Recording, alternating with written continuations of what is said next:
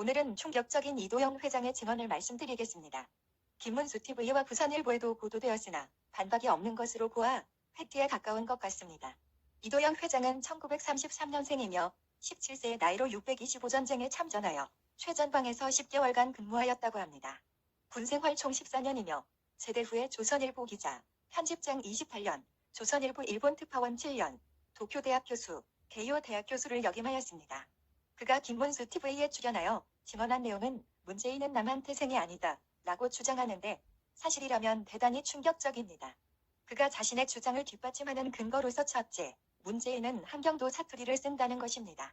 태어나서 10살 때까지 배운 언어가 마더톤이 된다는 것이며 본인이 전쟁터에서 여러 지방의 군인을 만나봐서 잘 아는데 문재인 본인은 숨기려고 하지만 그의 억양은 분명히 함경도 사투리라는 것입니다. 이것을 감추기 위해서 A4 용지를 읽거나 항상 말을 어버버하는 스탠스를 취한다는 것입니다. 이 부분은 언어 분석 학자에게 맡겨보면 진위를 알 수 있을 것 같습니다. 국민의 알 권리입니다. 두 번째, 문재인이 당선 후 미국 방문 시 제일 먼저 간 곳이 버지니아 주미 해병대 장진호 전투기념비라고 합니다. 이 부분도 좀 의아한데 문재인은 이곳을 방문해서 6.25 때 흥남부두에서 배 타고 내려왔다는 사실을 강조합니다. 이 행사도 문재인의 그 동안의 행위를 보면 위장쇼일 수도 있겠다는 생각이 듭니다. 국민들이 관심을 가지고 파보아야 합니다. 세 번째, KTV에 출연해서 북한의 외갓집에서 살았던 곳에 가고 싶다고 했다거나 양평에 김여정이 왔을 때 개마고원, 백두산에 가보고 싶다고 했던 것에 주목할 필요가 있습니다.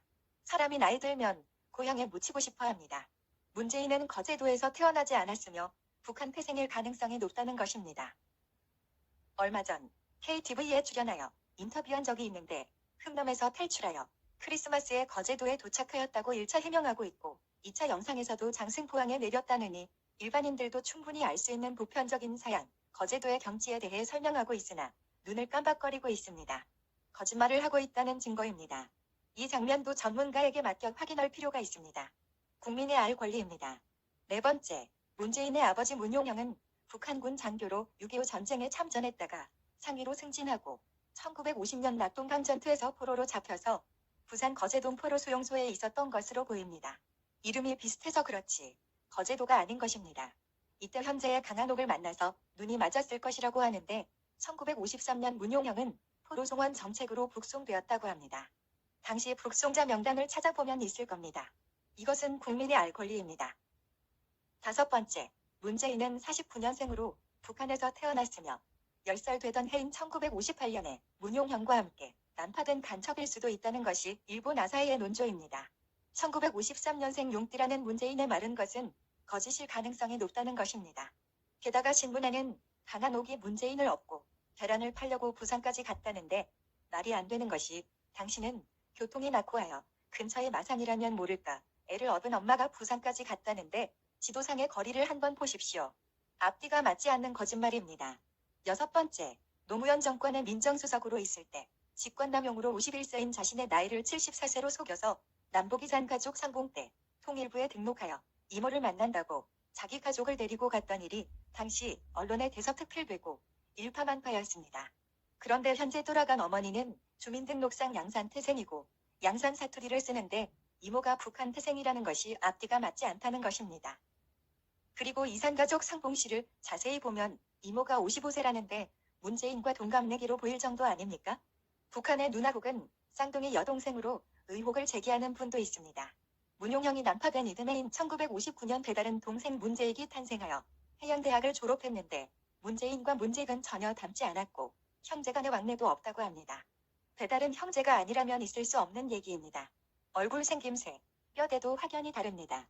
이도영 회장은 문재인이 친북 성향으로 대한민국을 부정하는 사람이라는 사실을 적시하면서 본인이 금년 7월에 일본에 있을 때 2019년 7월 한국산업통상부에서 국회에 제출한 자료에 관하여 니케이 산케이 신문에 일본에서 수입한 불화수소, 핵폭탄 재료와 화학무기 재료 등을 500톤가량을 수입해서 절반가량을 북한, 파키스탄 등의 적성국에 팔았다는 것입니다. 일본 정부에서 이에 대한 확인을 요청하자 엉뚱하게 반일 감정만을 부추기고 있다는 것입니다. 한국 대표가 갔을 때 일본 대표가 한국 정부에 해달라는 말이냐, 개인에게 해달라는 말이냐 하자 정부 공식 논평은 거부했습니다. 도대체 뭐 하자는 거냐고 하네요. 게다가 신용복은 뺄갱이 중에 상형 뺄갱이인데 문재인은 우리나라의 위대한 사상가이고 제일 존경하는 사람이 신용복이다 라고 했으며 김원봉이가 국군의 뿌리라느니 1919년 임정이 대한민국의 건국의 기초라고 합니다. 대한민국 6개 공군의 역사가 70년인데 어째서 건국 100년이 됩니까? 군대 없는 건국이 세계 역사상 도대체 어디에 있습니까? 말이 안 되잖아요. 문재인 씨, 당신 변호사 출신 맞나요?